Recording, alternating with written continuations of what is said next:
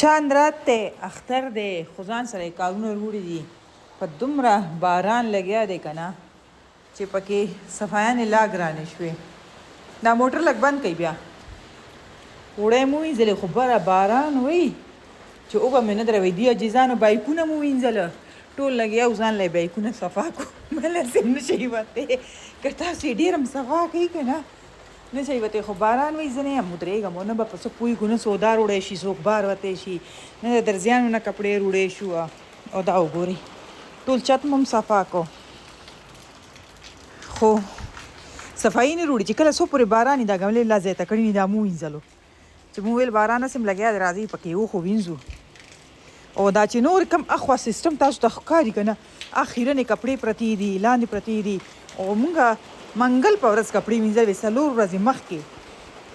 هغه نه وچېږي نو چې دا به تاسو سره هم دا سیستم وي که نه که دا صرف زمونږ ځای کې دی او بس اوس به کچن ته بیا ځو چې دا ځای پکې صفا کړو دا ځای پکې دغه شي ښکاري ته الله دې دا باران ودرېږي چې دا باران ودرېږي نو نور کارونه وشي دا هم را دننه کورې خوا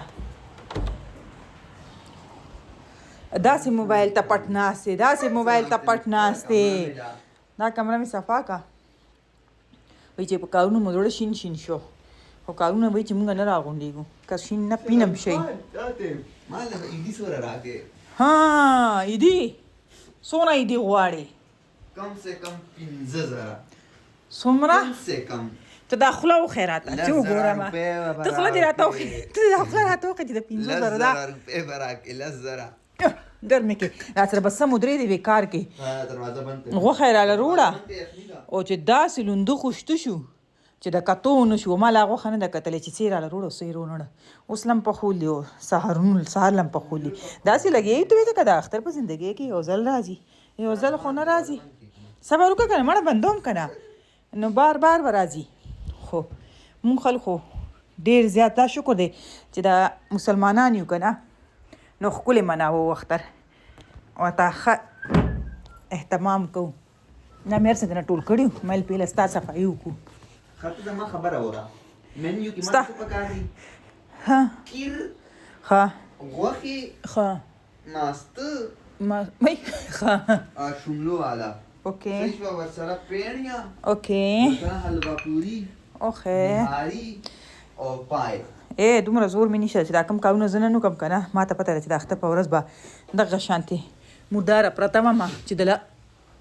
دغه جوړ کړمه څه خوږ ډیش اور د پولاو ولاو مړه تاسو خو هر دین خواږه ډیشونه خورئ پکار تاسو خو د دې فرمایش کولی یم نه چې څه دې وکړه ځه صحیح ده خو ته یې وکړه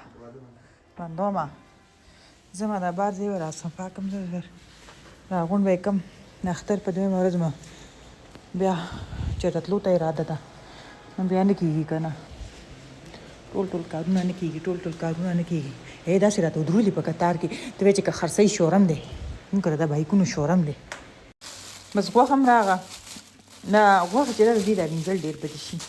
اوس به دا ټوله وینځو خاص کار ده د چرګې غوښه دا دوه هغه وړئ دا شوه غټه غوښه بغیر هډوکي چې سبا له بله دغه پوخ کړمه څه ورته وایي افغاني پولاو هغه ښه یي که نه دا مې پکې الګ سې هډوکي وغوښتو خو دا خو ما ته د زرو نه ښکاري چې جګړې ته ور ورسېږم دې ته مایل د 1000 روپو بیل هډوکي ما نه راواخلي خو دا کسابان دومره ډرامې کوي دومره نخرې کوي که نه څه وجه به یي چې نه یې ورکړي نو لوښي راله لږ شانتې پراته دي